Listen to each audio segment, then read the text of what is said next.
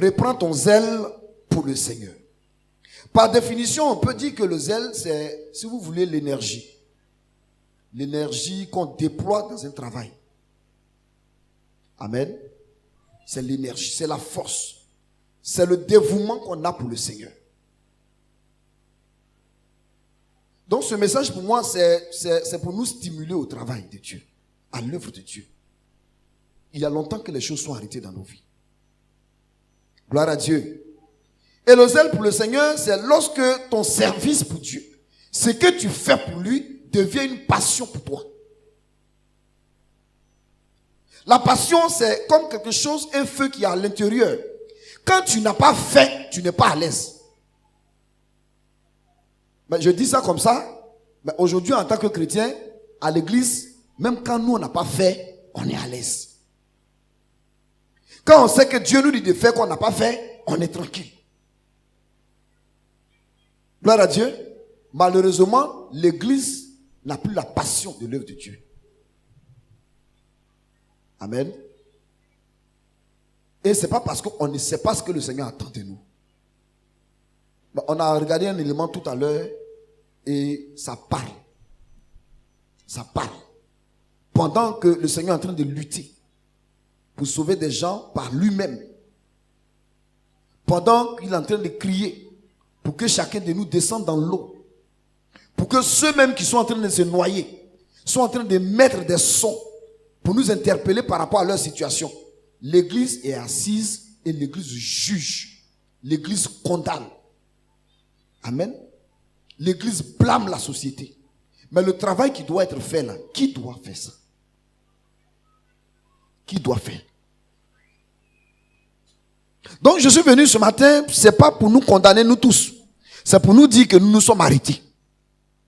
Et nous avons besoin de reprendre les forces. Nous avons besoin de reprendre la mission que Dieu nous a donnée.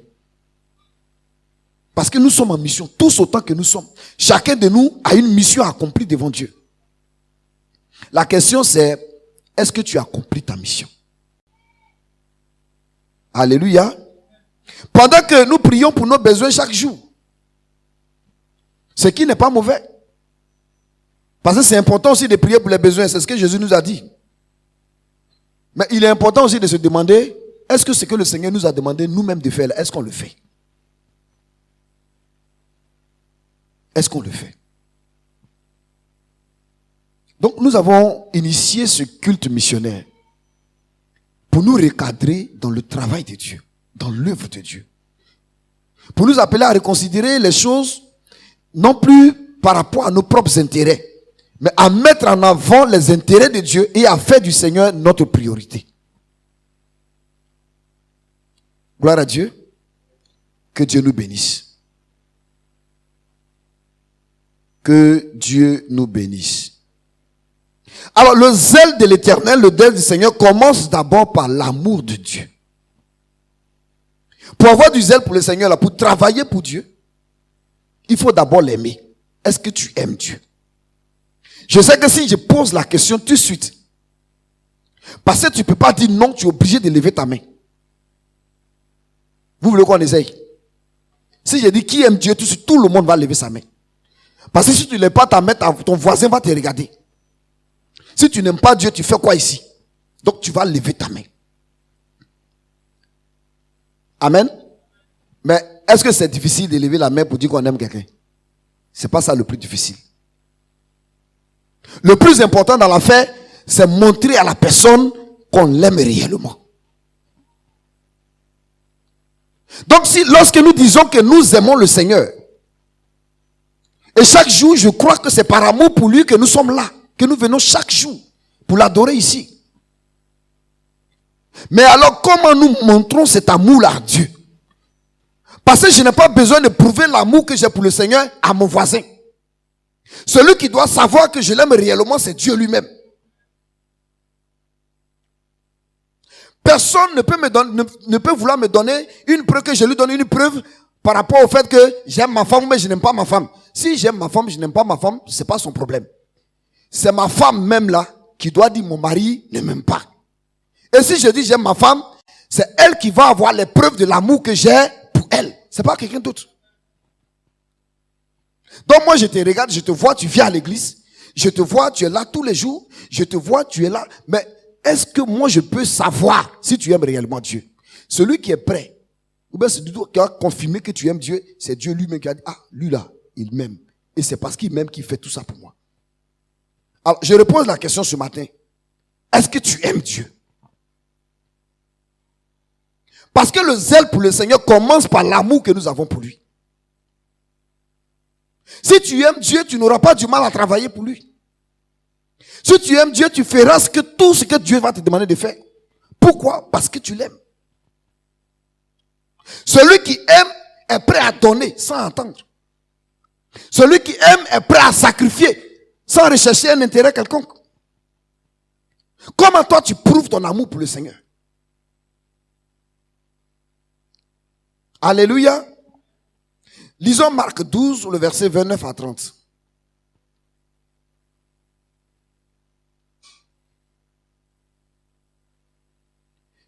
Marc 12, verset 29, la Bible dit, Jésus répondit, voici le premier, écoute Israël, le Seigneur notre Dieu est l'unique Seigneur.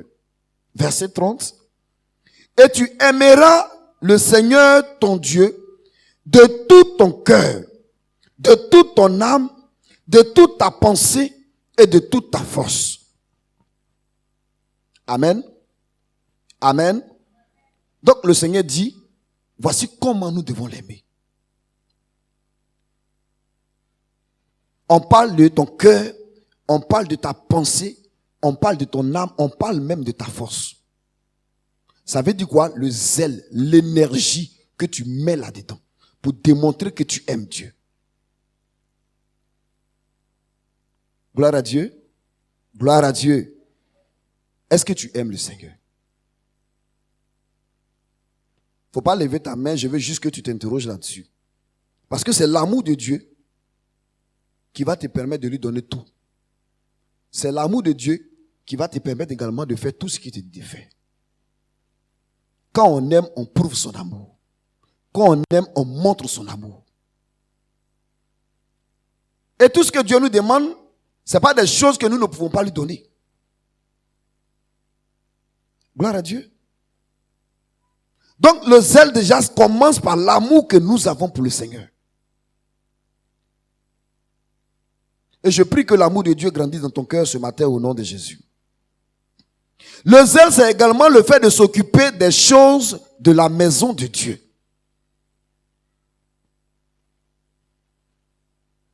Dans le document que nous avons regardé tout à l'heure, on a vu que pendant que les âmes étaient en train de périr, les gens faisaient quoi? Ceux qui étaient déjà sauvés faisaient quoi? Ils étaient sur la plateforme, il y en a même qui écoutaient la musique. Il y en a qui jouaient. Il y a d'autres qui comptaient leur argent. Ils étaient en train de faire des affaires. Les hommes de Dieu prospèrent. Ils font les affaires. Ils font les affaires même dans la maison du Seigneur. Alléluia. Le problème n'est pas nos affaires. Si tu fais des affaires et que tu fais aussi les affaires de Dieu, Dieu est d'accord. Le problème est dans le fait que nous ne savons pas établir nos priorités en tant que chrétiens.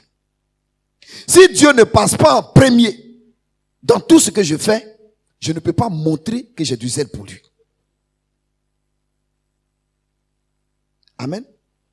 Quand Jésus vient, il dit, la première des choses, on le cherche. Parce que ses parents n'arrivaient pas à le trouver à 12 ans. Il dit, mais vous me cherchez pourquoi? Est-ce que vous ne savez pas qu'il faut que je m'occupe des affaires de mon père? Il avait 12 ans. Il n'avait même pas encore commencé le ministère en tant que tel. Mais il savait déjà sa mission sur la terre. Il savait qu'il était venu pour s'occuper des affaires de son père. Toi, tu t'occupes des affaires de qui?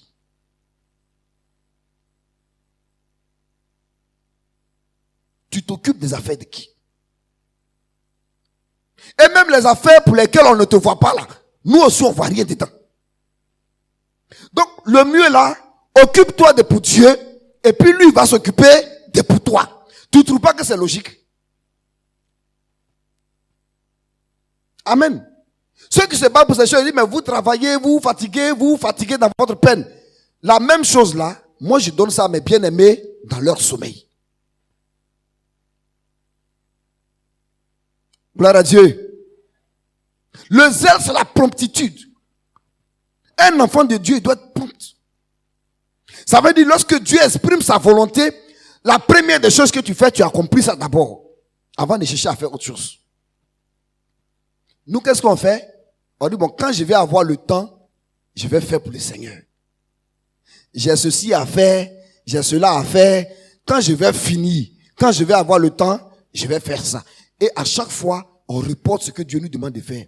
De jour en jour, de semaine en semaine. Et finalement, on ne fait plus rien. Et vous avez vu, dans l'élément, il est arrivé à un certain moment où ceux qui étaient déjà sur la plateforme, qu'est-ce qu'ils faisaient? Au lieu de prier pour ceux qui sont dans l'eau, ils priaient pour eux-mêmes maintenant. C'est-à-dire que les prières qui montaient là, c'était pour eux-mêmes. Dieu n'a qu'à venir les sauver de temps, pendant qu'une mission leur est confiée. Pendant que Jésus est dans l'eau, lui-même avec les perdus. Cette vision-là, elle est forte. Et comme on dit que les images parlent plus que les mots, j'ai préféré qu'on commence par ça. Moi, je vais juste répéter tout ce qu'on a vu dedans. Amen. Amen. Aujourd'hui, le monde est trop distrait. Il y a trop de choses qui occupent notre esprit. Si en tant que chrétien, on ne fait pas la part des choses, on ne va jamais travailler pour le Seigneur. On n'aura jamais le temps pour le Seigneur. Et le zèle également, c'est le temps qu'on met à profit pour l'œuvre de Dieu. Regardez, Jésus disait, il dit, je ne sais pas où je vais dormir. Jésus. Le Fils de l'homme ne sait là où reposer la tête. Tout Dieu qu'il était, il dormait pendant qu'il y avait l'orage. Quand il y a un petit moment, c'est dans la barque, il se couche. Et puis il dort. Jésus. Il n'avait pas de maison, il dit, c'est pas où il va dormir. Jésus dit, ma nourriture, c'est de faire l'œuvre de mon Père. Il n'avait pas de temps pour manger. Jésus dit, il faut que je m'occupe de l'œuvre de celui qui m'a envoyé. Jésus dit, il faut que je fasse tandis qu'il joue les œuvres de celui qui m'a envoyé. Il dit, la nuit vient où personne ne peut travailler. Amen. Donc, vous voyez, il n'avait pas de volonté propre. Il n'avait pas d'intérêt propre. Il n'avait pas de vie propre. Toute sa vie était liée à la mission que Dieu lui a donnée. Je ne vais pas t'empêcher de vivre. Amen. Mais je veux que dans ta vie, dans ton existence, que tu inclues la priorité de Dieu là-dedans.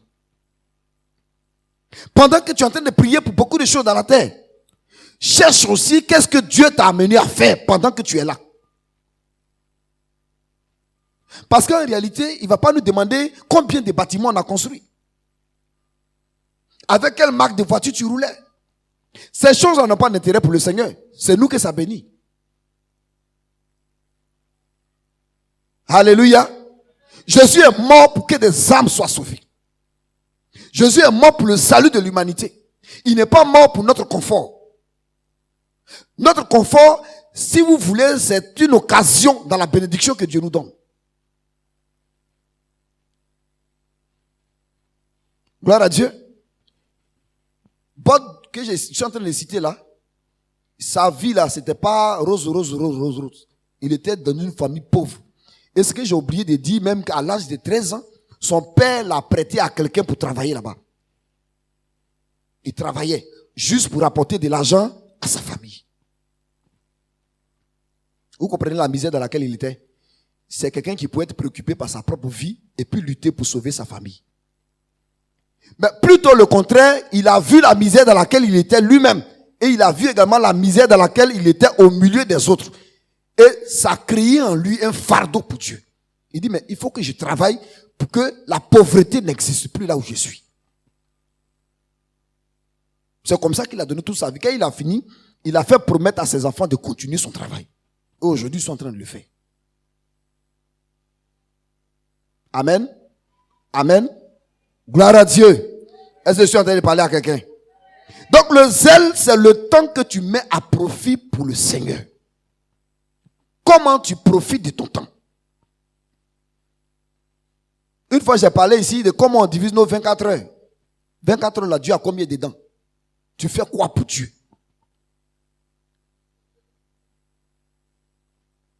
Hier, on était à l'évangélisation. Si je reviendrai dessus, je ne vais pas parler de ça en direct. On va parler de ça dans les annonces. Mais je rends grâce à Dieu pour tous ceux qui sont toujours là, qui viennent toujours lorsqu'on lance l'appel. Amen. La Bible dit dans Romains 12, verset 11, ayez du zèle et non de la paresse. Soyez fervents d'esprit, servez le Seigneur. C'est pas moi qui le dis. Ayez du zèle et non de la paresse. Un enfant de Dieu qui est paresseux n'intéresse pas Jésus.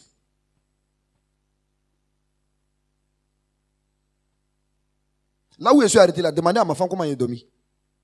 Où je suis arrêté là. En temps normal, je ne dois pas arrêter pour prêcher. Amen. Mais j'ai reçu ce message. Et j'ai dit au Seigneur, bon, laisse-moi juste le temps de prêcher ce message. Il m'a donné la force ce matin, je me suis levé. Pour vous dire que c'est pas ce que nous on sent là, c'est pas ça qui est le plus important. Gloire à Dieu. Donne ton temps à l'œuvre du Seigneur. Le temps que tu peux consacrer au milieu de ton travail. Parce que même dans le temps qu'on pense qu'on n'a pas là, on a toujours le temps pour s'amuser. Gloire à Dieu. La Bible dit dans Ephésiens 6, verset 15, mettez pour chaussure à vos pieds le zèle que donne l'évangile de paix. Donc vous voyez, la Bible nous appelle à voir le zèle pour Dieu. À mettre notre force, notre énergie dans ce qui concerne le Seigneur. À travailler pour le Seigneur. À travailler pour le royaume. Et chacun de nous est appelé. Voici pourquoi Dieu donne ses dons à l'église. Voici pourquoi toi et moi, on n'a pas la même force. Parce que notre force là ne doit pas être exclusive pour quelqu'un seul. C'est une force qui est complémentaire. Ça veut dire ce que moi je peux faire là, il y a là où je peux plus arriver, et puis l'autre peut m'aider à faire autrement, et puis on va converger vers le même but que Dieu nous a fixé. Mais quand une seule personne travaille, et qu'il n'y a pas de balance, elle va faire quoi? Elle va se fatiguer. Ou même que ses efforts ne vont pas porter le fruit qu'on devait porter si on était 2 ou 3. Amen. Gloire à Dieu. Le zèle, c'est partager le cœur de Dieu, c'est-à-dire avoir un fardeau. Il faut avoir un fardeau. Bot a eu un fardeau. Tous ceux qui ont vécu avant nous et qui ont suscité le réveil de l'église avaient des fardeaux pour Dieu. On les a appelés les héros de la foi. Et quand tu les prends, chacun avait son histoire. C'est les gens qui ont fini, ils ont marché avec Dieu dans la puissance de Dieu. Ils ont travaillé dans la puissance du Saint-Esprit, mais quand ils ont fini au soir de leur vie, ce n'est pas des gens qui étaient riches. Parce qu'ils ont compris l'essentiel de la vie. Gloire à Dieu. Alléluia. Jérémie 20, verset 9. Je suis en train de finir. Il a dit qu'aujourd'hui, il n'y a pas de Dieu.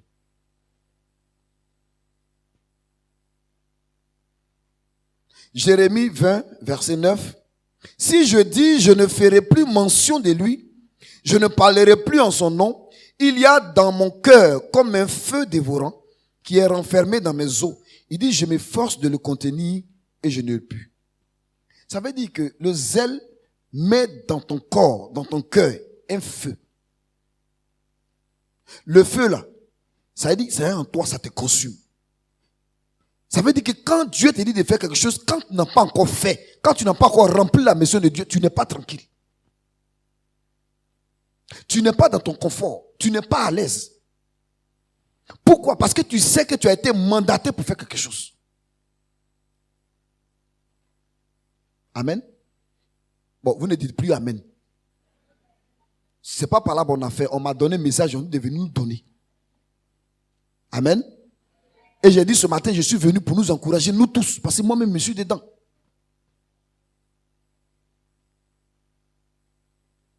Est-ce que tu es un feu pour Dieu ce matin? Est-ce que tu es un feu? Est-ce que tu es un fardeau pour le Seigneur? Je demande ça parce que rarement des gens viennent vers nous pour dire, ah pasteur, vraiment, j'ai prié, voici ce que Dieu met à mon cœur de faire. J'ai des gens qui ne reçoivent jamais de fardeau.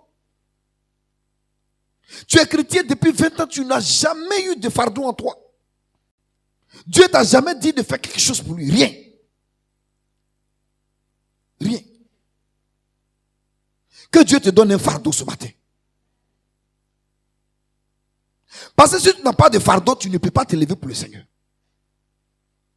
Si ton cœur ne souffre pas pour quelque chose pour Dieu, tu ne peux rien faire pour lui. Amen. Jésus avait un fardeau. C'est le fardeau là qui a fait qu'il est allé à la croix. Arrivé un moment, c'était difficile. Il dit, mais là, le Père, si tu peux faire que cette histoire là, on finisse avec ça, mais bon, c'est ta volonté, je suis venu accomplir. Il fallait aller jusqu'au bout. Le fardeau te ferait aller jusqu'au bout de la mission que Dieu t'a donnée. Parce que tu vas comprendre que c'est l'accomplissement de ce fardeau-là qui va te libérer, ça qui va te donner la paix devant Dieu. Et quand Jésus finit sa mission dans Jean 17, il dit, j'ai achevé l'œuvre que tu m'as donnée à faire. Amen. Or, comme je voulais avoir un jour le sentiment de pouvoir le dire, après combien d'années de ministère pour dire à Dieu vraiment, ce que tu m'as dit de faire là, je sais que j'ai fait. Peut-être que je n'ai pas fini, mais j'ai fait beaucoup. Et chacun de nous doit avoir en lui ce sentiment personnel. Seigneur, je sais que peut-être certainement, je n'ai pas tout accompli, mais vraiment tout ce que tu avais mis à mon cœur comme fardeau là, vraiment j'ai fait. J'ai fait ma part. Il faut faire ta part. Gloire à Dieu. Le Seigneur connaît nos limites. Il faut faire ta part. Il ne peut jamais te demander ce que tu ne peux pas faire. Jamais. Bon, nous on dort ici, on est en paix, parce que l'église est tranquille. On peut se lever, venir se réunir ici et puis prier. Mais je ne sais pas si vous écoutez un peu ce qui arrive dans les autres pays où des chrétiens sont persécutés. Quand vous allez commencer à ouvrir un peu vos yeux dehors, pour voir par exemple des pays, soit en Orient ou bien en Asie, où les églises qui sont là-bas, là, on persécute les gens. On peut prendre de façon, nous on est ici aujourd'hui, là.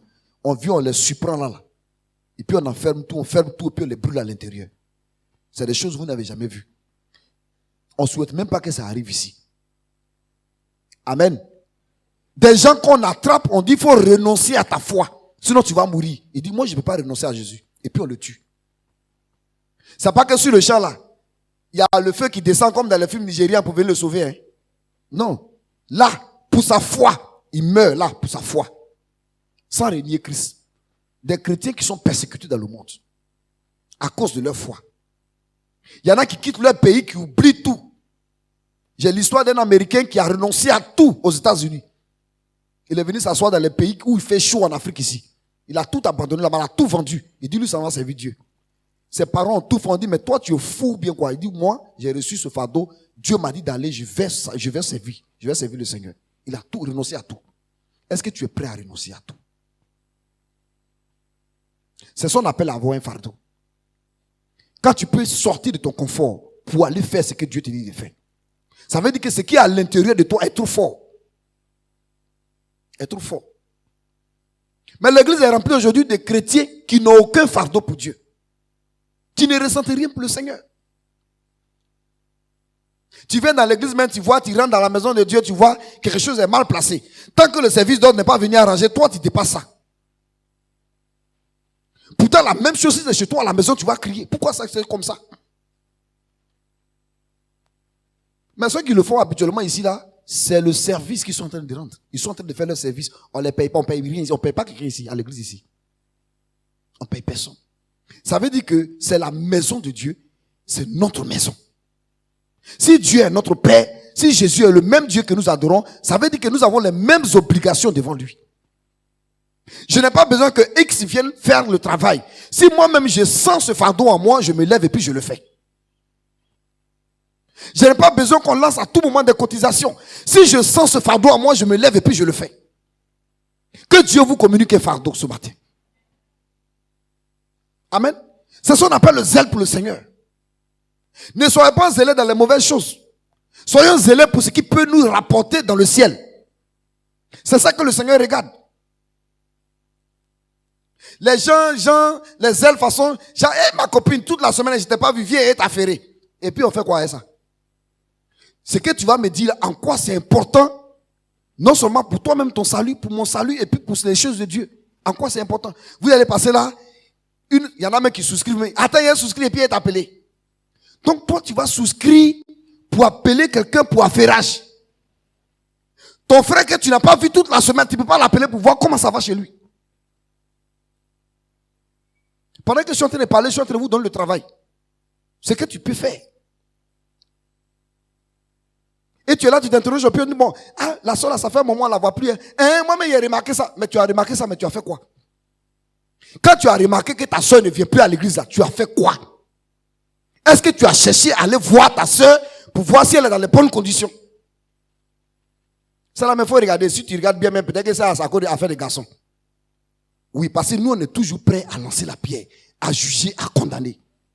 Sans chercher à savoir comment les gens sont en train de mourir. On peut commencer avec la foi. Être même au niveau où je suis aujourd'hui en tant que pasteur et puis avoir des problèmes spirituels. Ben, si tu me juges, c'est parce que tu ne me connais pas. Je peux avoir une faiblesse en moi. Mais si tu ne pries pas pour moi, si tu n'es jamais là pour moi, tu ne peux pas savoir ce que je vis. Tu ne peux pas. Amen. Je suis en train de dire ce matin, il faut changer tes regards. Quand tu es dans l'église, en tant que chrétien, il faut changer tes regards. Il y a trop de choses à faire dans la maison de Dieu pour qu'on soit distrait. Pour qu'on soit distrait. Nous sommes tous en mission. Comment tu peux accomplir ta mission? Il faut prier pour ça. Si tu n'as pas encore reçu de fardeau, prie Dieu pour qu'il te donne un fardeau. Pour qu'il te donne un travail. Je vais vous donner un témoignage. Quand je suis allé nouvellement en mission avec le pasteur Charles, on était à Gagnoa. Quand on a commencé à Gagnoa, dans les débuts, on priait, on sortait, on partait évangéliser, on prêchait au marché. C'est comme ça même qu'on a connu beaucoup d'hommes en Gagnoa. On faisait les portes à porte hautes et puis, on a vu que c'était difficile. Parfois, on se retrouvait entre nous et puis quelques fidèles autour de la maison. Et un soir, on était en train de prier. On a fait pratiquement 4 heures la nuit. On était en train de prier. Et puis, on a fait une prière au Seigneur. On dit, Seigneur, donne-nous du travail. On est venu pour travailler. Donne-nous du travail. Quand on a fini de faire cette prière, un mois après, on a fait un programme de réveil, une veillée et autres. Mais c'est à partir de là que la mission a commencé. C'est à partir de là. Parce que même sans qu'on ne sorte pour aller évangéliser, on a vu des gens qui venaient. Dieu a commencé et même des fous venaient à l'église. Ils avaient leur assiette là-bas. On avait payé assiette, c'était pour eux. Quand ils viennent, ils finissent, on les fait asseoir, ils mangent, ils finissent de manger, on prie pour eux, ils s'en vont. Même des fous. Seigneur, donne-nous du travail. Parce qu'on était parti travailler. On était allé en mission. Tant que tu demandes du travail à Dieu, quand tu cherches un fardeau, Dieu va te donner un fardeau. Mais quand tes yeux sont fermés et puis tu fais comme si tu ne vois pas, tu n'es pas l'homme de Dieu, tu n'es pas la femme de Dieu. Il va chercher quelqu'un ailleurs. Parce que tu ne partages pas son cœur. Dans l'église, des gens sont assis, mais ils ne partagent pas le cœur de Dieu pour les choses de Dieu. Dieu cherche des gens qui partagent son cœur. Amen. Ça veut dire que quand Dieu est en train de souffrir pour quelque chose, il faut que tu ressentes la même souffrance. Quand il s'inquiète pour quelque chose, il faut que tu ressentes la même inquiétude. Est-ce que toi, tu es inquiet comme ça? Quand rien ne va dans l'église. Il fut un temps, il y a quelques semaines, on se retrouvait ici, après le temps de jeûne. Pratiquement la moitié de nos cultes. Un jour, on faisait un rapport ici, puis on était surpris. Qu'un dimanche, même, on a fait le culte à moins de 80 personnes ici. Un dimanche. C'est des choses qu'on n'a jamais vues il y a longtemps. En tant que pasteur, on a commencé à changer notre manière de prier. Non, il faut qu'on prie, il faut que les gens reviennent. Alléluia. Il arrive à un certain moment, quand l'église commence à traverser une crise, les chrétiens doivent se réveiller. Quand toi tu regardes tout ce qui se passe dans l'église là, quel est ton fardeau? Que Dieu nous bénisse. Alléluia. Que Dieu nous bénisse. Voici le fardeau de Both. C'est celui que je suis aujourd'hui. Both dit, vous pourrez voir ça, hein, c'est les documents qui sont là pour les documents de l'armée du salut. La version anglaise c'est I will fight. Ça veut dire je me battrai. Il dit tant que des femmes pleureront, je me battrai. Tant que des enfants auront faim et soif, je me battrai. Tant qu'il y aura un alcoolique, je me battrai. Tant qu'il y aura dans la rue une fille qui se vend, je me battrai. Tant qu'il y aura des hommes en prison et qui n'en sortent que pour y retourner, je me battrai. Tant qu'il y aura des victimes d'attentats aveugles, je me battrai. Tant qu'il y aura un fanatique qui blasphème le nom de Dieu, je me battrai. Tant qu'il y aura un être humain ou un peuple humilié sur terre, je me battrai. Il dit, tant qu'il y aura un être humain privé des lumières de Dieu, je me battrai. Toi, tu te bats pourquoi? Quel est ton combat? Amen. Quel est ton combat? Paul dit, j'ai combattu le bon combat. Toi, quel est ton combat en tant que chrétien? Voici quelqu'un qui dit que tant qu'il y a quelque chose qui ne va pas, lui c'est son combat. Tant que quelqu'un a faim quelque part, lui c'est son combat. Tant qu'il y a des gens qui sortent des prisons, et puis quand ils viennent dehors, leur souci c'est de retourner en prison, lui va se battre pour qu'ils sortent de là. Toi, ton combat, c'est quoi? Quel est ton combat dans ta famille? Quel est ton combat dans ton travail? Tes collègues avec lesquels vous faites le commérage là, quel est ton combat auprès d'eux? Amen. Quel est ton combat dans le quartier où Dieu t'a fait habiter? Vous avez les quartiers là, parfois tu es dans un quartier, tu es en paix, jusqu'à puis arrivé à un certain moment, il commence à avoir des troubles avec tes voisins. Dieu est en train de te dire que ta mission elle est finie. Donc si là où il t'a envoyé là, si tu n'as rien fait là, la mission est finie là, il faut aller ailleurs. Parce que lui il est dans le temps. Hein. C'est nous on prend le temps là pour s'amuser. Amen. Donc tu es dans un quartier, tu vois que là, Dieu t'a envoyé là pour un moment, peut-être c'est 2-3 ans. Il t'a envoyé là en mission. Quand le temps arrive, il t'enlève là. Si tu ne veux pas quitter là, il va susciter des problèmes pour que tu quittes là. Parce que ton temps là, c'est fini. Donc le temps que tu es là, tu es en mission. Tu es en mission. Pourquoi? Parce que c'est toi le seul chrétien dans le quartier là. Maintenant, comment tu fais pour rassembler les enfants de Dieu qui sont là? Ça, c'est ta mission. Comment tu fais pour faire paraître la gloire de Dieu là où tu vis? Ça, c'est ta mission. Ça veut dire que quand tu quittes un lieu, les gens doivent être fâchés. Ah, face tu t'en vas, tu nous laisses comme ça. Mais les gens mettent dans leur Dieu, ah, ça va. Et puis derrière, tu dis, ah, c'est bien, il faut partir, machin. Toi, tu étais ici, là, mais tu faisais quoi pour les gens ici? Matin, midi, soir, palabre. Ça veut dire que toi, quand on parle de toi, on voit palabre. Que Dieu nous aide. Amen. Pourquoi tu te bats? Le zèle aussi, c'est se mettre à part pour Dieu. Là, je vais parler de notre engagement. Je n'en dirai pas loin. Amen. Mais le zèle pour le Seigneur doit te pousser à renoncer à ton propre confort et à combattre pour les intérêts de Dieu. Il faut t'engager. C'est pourquoi, quand tu veux servir Dieu, il faut apprendre à te mettre à part. Il faut apprendre à être à côté, te mettre à part. Tant que tu es mélangé avec les gens, tu ne pourras jamais travailler dans la vision de Dieu. Tu ne peux pas. Amen.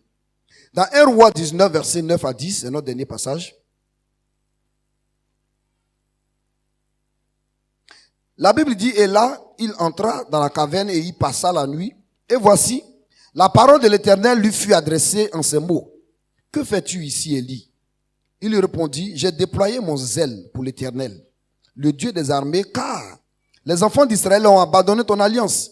Ils ont renversé tes autels et ils ont tué par l'épée tes prophètes. Il dit, je suis resté moi seul et il cherche à m'ôter la vie. Alors, pour résumer un peu, Élie, prophète de Dieu, a été éprouvé dans son ministère. Et ici, au moment où tout le peuple, puis à sa tête, Akab et sa femme Jézabel, avaient entraîné tout le peuple à se détourner de l'adoration de Dieu, Élie était celui qui avait été suscité au milieu de ces personnes-là, dans sa génération, pour continuer à garder l'adoration de Dieu. Et il s'est battu. On a vu un peu ce qui était un peu spectaculaire, son combat avec les prophètes de Baal sur le mont Carmel, où Dieu a fait descendre le feu sur son holocauste, pour ramener le cœur de ce peuple-là vers lui. Amen. Donc, l'histoire d'Élie nous fait savoir que à chaque moment qu'il y a une crise au milieu des enfants de Dieu, Dieu suscite toujours quelqu'un. Quelqu'un, ça peut être au milieu de sa génération, ça peut être au milieu d'un groupe, ça peut être au milieu de quelque chose. Amen. Et Élie a été suscité au milieu de cette génération pour pouvoir continuer à garder l'adoration de Dieu. Et il s'est battu pour que le peuple revienne. Il est arrivé un moment où c'était devenu difficile. Il a dû fuir pour sauver sa vie. Et quand il allait se cacher. Et là où il est allé se cacher dans une caverne, Dieu va le trouver là-bas pour lui demander, tu fais quoi ici? Amen. Parce que c'est vrai, il y avait les épreuves. Sa vie était en danger, mais sa mission n'était pas encore finie. Je vais parler à quelqu'un qui est dans sa mission, qui est dans son appel. Quand tu regardes les difficultés que tu vas affronter, tu ne vas jamais faire le travail de Dieu. Tu vas abandonner. Les épreuves font partie de l'appel, font partie du ministère. Élie a été approuvé. Non, moi je ne peux plus supporter ça. Hein. Je vais m'arrêter ici. Il dit, je ne suis pas meilleur que mes pères. Là où je suis arrivé là, viens prendre ma vie. Dieu dit, tu fais quoi ici? Tu fais quoi ici? Ta mission n'est pas encore finie. Tu fais quoi ici? C'est vrai, tu peux être découragé quand tu vois que les choses sont en train d'aller dans le sens contraire de tes intérêts. Mais tu ne dois pas abandonner. Amen. Il y a des gens qui ne viennent pas à l'église, quand ils l'appellent, non, actuellement, je ne suis pas trop en forme, il y a trop de soucis. Bien aimé, quand toi tu es un chrétien, que tu as souci là, tu envoies ça à qui? Ton problème là, tu envoies ça à qui? Tes épreuves là, tu pries qui pour sortir de là? Amen. Élie a fui devant Jézabel, il allait se cacher. Beaucoup de chrétiens aujourd'hui qui sont appelés par Dieu sont en train de se cacher. Quand on dit viens faire ça, on dit on va dire faire l'évangélisation, lui n'est pas concerné. On dit qui veut rentrer dans le groupe de délivrance, lui n'est pas concerné. Pourtant Dieu lui a donné les dons. Hein. Dieu lui a donné les dons. Et il y a des gens comme ils ont honte de ça maintenant, quand Dieu leur révèle des choses, ils ont peur de venir nous dire. Parce que tu ne veux pas faire le travail pour lequel Dieu t'a appelé. Alors moi je te pose la question que Dieu a posée à Élie. Tu es où? Amen. Là où tu es là, tu fais quoi là? Est-ce que c'est là que Dieu t'a appelé? Parce que Élie était exactement là où Dieu n'avait pas besoin de lui. Et quand vous lisez après, il va lui dire, va, reprends ton chemin. Au verset 15. Reprends ton chemin. Parce que je n'ai pas encore fini avec toi. Alléluia. Je suis venu fortifier quelqu'un ce matin. Nous, on n'a pas attendu que le ministère soit facile pour qu'on s'engage. Moi, quand je parle de mission, je suis à l'aise avec ça. Parce que je sais ce qu'il est sacrifié. Et le fait d'avoir tout sacrifié, ça m'a opposé à mes parents. Parce qu'ils avaient un autre plan pour moi. Ça a mis un froid, 2 ans, entre mon père et moi. Parce que lui, il avait d'autres choses dans la tête. Avant de comprendre que c'était ma vocation. Amen. L'appel de Dieu, le ministère, ça va te coûter. Servir Dieu, ça va te coûter. Avoir du zèle pour le Seigneur, ça va te coûter. Mais malgré ce que cela va te coûter, il faut savoir que tu es en mission. Il faut savoir que tu dois travailler pour le Seigneur. C'est pourquoi tu ne dois pas arrêter. Alléluia. Le Seigneur te dit ce matin, va, reprends ton chemin. Il faut dire à ton voisin, va. Il faut lui dire ça fort. Il ne faut pas avoir fort. Il faut dire, c'est le pasteur qui m'a envoyé. Il faut dire, va. Reprends ton chemin. Reprends ton zèle pour le Seigneur. Au nom de Jésus. Amen. Alléluia. Dieu cherche l'obéissance. Dieu, il cherche l'obéissance. Dieu cherche l'engagement. Dieu cherche le zèle. Dieu cherche la consécration. C'est tout ce dont Dieu a besoin. Dieu cherche la fidélité. Tant que tu fais ça, tu es en accord avec le Seigneur. Amen. Je suis venu t'encourager ce matin. Amen. Reprends ton zèle pour le Seigneur. Là où tu t'es arrêté là, il faut te reprendre. Il faut te relever. Il faut reprendre le travail. Le ministère que Dieu t'a confié là, il faut reprendre ton travail. Le fardeau que Dieu t'a donné là, il faut encore réveiller ça en toi. Amen. Fais l'œuvre de Dieu. Et Dieu te bénira.